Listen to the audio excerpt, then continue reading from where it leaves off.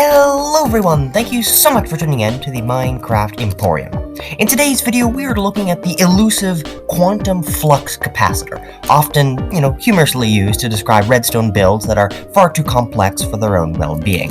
So what actually is a flux capacitor, and can we actually build one in Minecraft? Stick around to the end of the video, of course, to see the inner workings, and with that all out of the way, let's hop into things.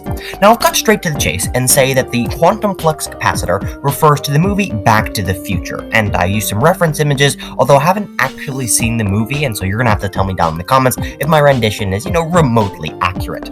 In the movie, however, it is said that quantum flux is stored in the upper repositories and is then shot down into the center chamber with another repository down here so as to engender some kind of loophole time travel, magic, plutonium, electricity, time travel car, magic stuff. Not sure if any of those words make sense, but I'm going to try to mimic those things, of course, in Minecraft. And so instead of having quantum flux and electricity, we're going to be using blocks of redstone inside of these upper repositories here, of course, mimicking that classic Y shape in the entirety of our design. The first thing we have to do in order to even use the quantum flux capacitor is set the correct password inside of these end crystals here, and that is the little arrow has to be pointing in the upper corner for both of these, and then we're going to hit the button right now.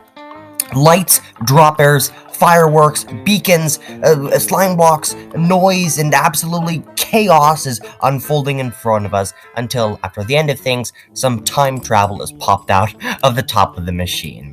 And so the basic idea is that the energy, as I mentioned before, of the redstone blocks is flowing down through these auto droppers once they're unlit by this redstone torch line over here, and that's dropping them all the way down onto this pressure plate here. This pressure plate is then activating a beacon, and because beacons are magical and quantum and absolutely amazing, it shines all the way up through this orange and red stained glass panes to kind of intersect the magic quantum magic of this entire machine. We have some firework rockets, of course, just to add a little bit of noise and craziness to the redstone build for absolutely no benefit, not to mention the fact that we have some note blocks and trap doors tucked into the corners here and there so that we can actually make, a noise machine.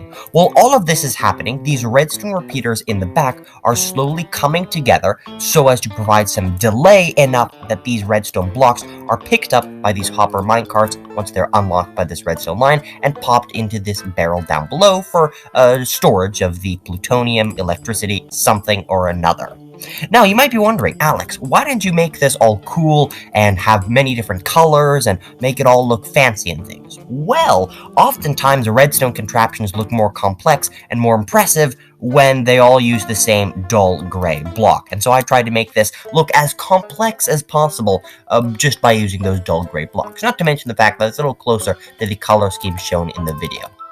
There is a redstone delay with these comparator clocks, which then activates a piston to shoot some of the clocks with this slime block system here, and these droppers are firing at the same time as these droppers down here. So I'm going to recap again. Pressing the button, all of the redstone blocks are transferred into the droppers, which are dropped down below, which activates the beacon and activates note blocks, trapdoors, and fireworks. And after all this sound and all of this amazing stuff, some time travel is popped out of the end of the machine.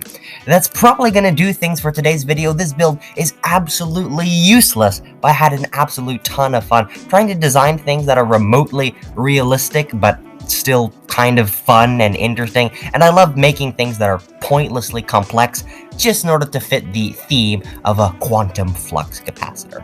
As always, if you're interested in more creative content and redstone contraptions that are a little bit off the beaten path, you could say, do consider subscribing and liking and commenting down below. Helps out an absolute ton, and with that all out of the way, take care and have a fantastic rest of your day.